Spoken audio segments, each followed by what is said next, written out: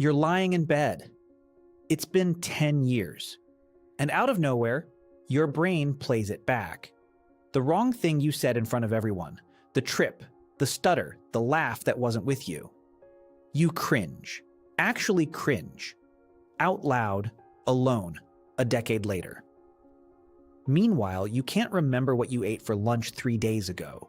You tell yourself this is just bad luck. A glitch. Something wrong with you specifically. But the real answer is far stranger than that. Your brain didn't malfunction when it saved that memory. It did exactly what it was built to do. And once you understand why, you'll never look at a 3 a.m. cringe spiral the same way again. Start with a basic fact about memory. Your brain does not save everything. It can't. If it did, you'd be buried under an infinite archive of every breath, every blink, every forgettable Tuesday. So your brain makes constant decisions about what gets kept and what gets deleted. Most of your life gets deleted. Only a small fraction gets filed away permanently. And the filing system isn't random. It runs almost entirely on emotion. This is where a neuroscientist named James McGaugh comes in. McGaugh spent decades studying how emotional arousal affects memory formation, working closely with a colleague named Larry Cahill. Their research found something remarkable. When you experience a moment of strong emotion, whether it's fear, embarrassment, excitement, or shock, your brain releases stress hormones like adrenaline and cortisol. Those hormones don't just make you feel something, they physically signal to a region deep in your brain called the amygdala to flag the moment as important. The amygdala then works with the hippocampus, your brain's memory filing center, to lock that experience in more permanently than an ordinary moment would ever get locked in. In other words, the worse a moment feels, the harder your brain works to remember it. Not because your brain is cruel, because evolution built it that way on purpose. Think about why that would matter for survival. If you touched something and it burned you, your ancestors needed to remember that instantly and permanently, not gradually over repeated exposure. A brain that only remembered danger after the 5th time it happened wouldn't keep its owner alive very long. Emotional memory, especially painful emotional memory, had to be fast and durable. Social embarrassment activates that exact same system, even though a red face in a room full of strangers isn't a physical threat. Your brain doesn't fully distinguish between the two.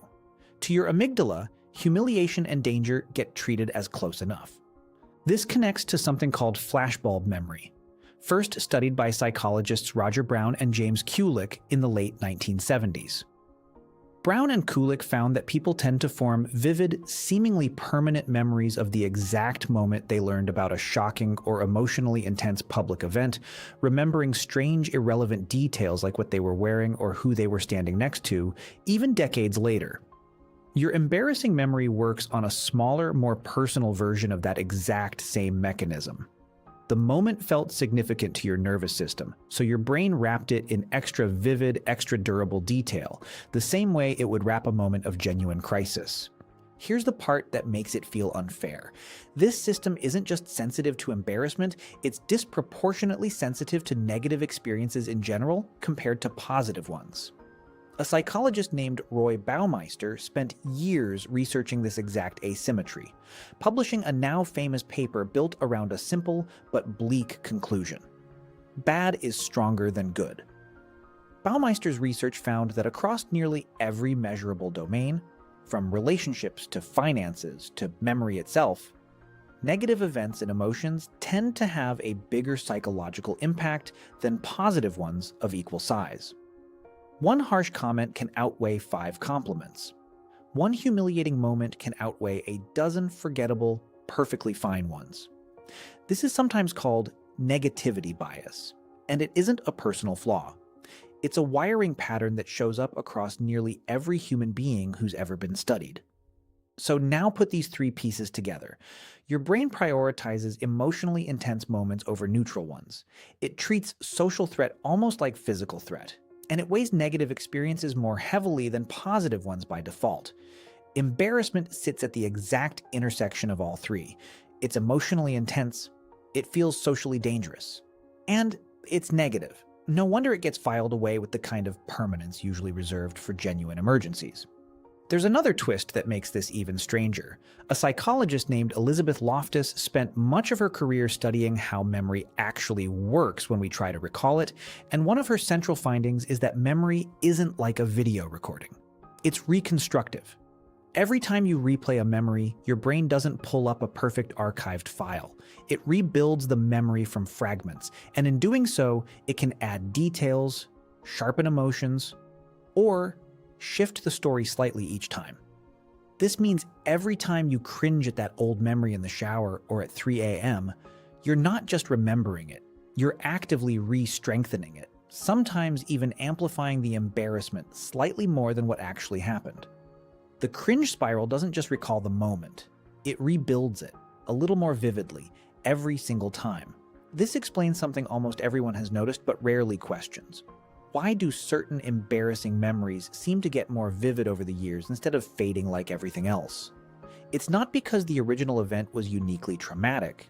It's because you've replayed it dozens or hundreds of times since, and each replay reinforces the neural pathway a little further. The same way walking the same path through a field eventually wears a visible trail into the grass. This also explains something people rarely think to ask. Why don't your proudest moments get remembered with the same crystal clarity? You'd think a big win, a compliment that mattered, a moment you felt genuinely proud of, would carve itself into memory just as deeply. But because of the same negativity bias Baumeister documented, positive experiences generally don't trigger the same intensity of stress hormone release that negative ones do.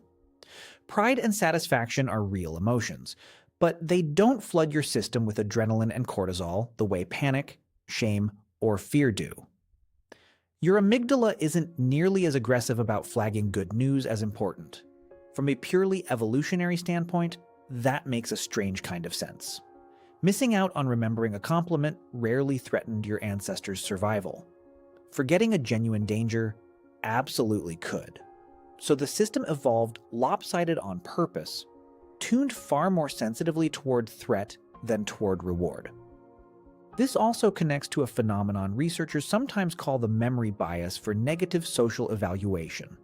Several studies building on Baumeister's original work have found that people recall criticism in far more vivid, specific detail than praise, even when the praise was more recent or came from someone whose opinion mattered more to them. Ask someone to describe the last time a stranger insulted them, and they'll often recall the exact words, the exact tone, even the exact expression on the person's face. Ask that same person to describe the last time a stranger complimented them, and the memory is usually vague, general, and quick to fade. It's not that compliments don't register, it's that your brain doesn't treat them as urgent enough to file away with the same permanence. Consider how this plays out over an entire lifetime. If negative, emotionally charged moments get preferentially remembered, and positive ones fade faster by comparison, your memory naturally builds a slightly distorted picture of your own past, one that leans more critical of yourself than reality actually was. This is part of why so many people, when they look back on their teenage years or their 20s, remember mostly the awkward, cringeworthy, humiliating moments while the countless ordinary good days blur together into nothing distinct at all. It isn't because your past was actually dominated by embarrassment, it's because embarrassment was simply better at getting itself remembered. There's also a sleep-related piece to this that makes the pattern even more stubborn. Memory researchers have found that emotionally charged experiences, especially negative ones, tend to get prioritized during the memory consolidation process that happens while you sleep. Your brain doesn't just file important memories away during the day, it replays and strengthens them overnight, especially the ones tagged as emotionally significant. This means the night after an embarrassing moment, while you're unconscious and completely unaware of it, your brain may already be quietly reinforcing that memory, cementing it further into long-term storage before you've even had a chance to laugh it off the next morning. By the time you wake up, the moment has already been partially locked in, regardless of how minor it may have actually been in the grand scheme of your day. Now, compare that to what happened to lunch 3 days ago. Nothing about lunch triggered your amygdala. No adrenaline, no cortisol, no flag marked important. Your hippocampus filed it in short-term storage, and, without any emotional reinforcement, let it quietly dissolve within days. This is normal. This is your brain working exactly as intended. Ordinary low-stakes experiences are supposed to fade. If they didn't, you'd never be able to think clearly, because your mind would be cluttered with thousands of forgettable meals, commutes, and small-talk exchanges competing for space with things that actually matter. Here's where it gets almost comforting if you sit with it long enough. The reason you remember that embarrassing moment isn't proof that it mattered more than it should have, or that other people are still thinking about it, or that you're somehow uniquely bad at handling social mistakes. It's proof that your nervous system is functioning correctly. It did what human nervous systems have done for hundreds of thousands of years. It flagged a socially risky moment as important because for most of human history, social standing within a small group wasn't a minor inconvenience. It was tied directly to survival. Getting mocked, excluded, or humiliated in a small tribal group could mean losing access to food, protection, or a mate. Your brain still runs that ancient threat detection software, even now, even in a world where a single awkward comment at a party has almost no bearing on whether you'll eat dinner tonight. So the next time that old memory surfaces uninvited, at 3 a.m., in the shower, in the middle of an unrelated conversation, try noticing it differently. That flinch isn't a punishment. It's not evidence you're broken. It's an ancient alarm system, slightly miscalibrated for a modern world that doesn't actually threaten your survival the way it once implied. You can even use Loftus's own research against the spiral. Since every replay reshapes the memory slightly, you have more influence over it than it feels like in the moment. Choosing to briefly acknowledge it rather than spiraling through every detail again gives your brain less material to reinforce the next time around. You're lying in bed.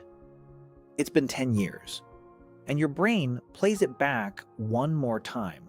But this time, instead of cringing, you understand exactly what's happening underneath it. Not a flaw, not bad luck, just an old, overcautious alarm system, still trying, in its own clumsy way, to keep you safe.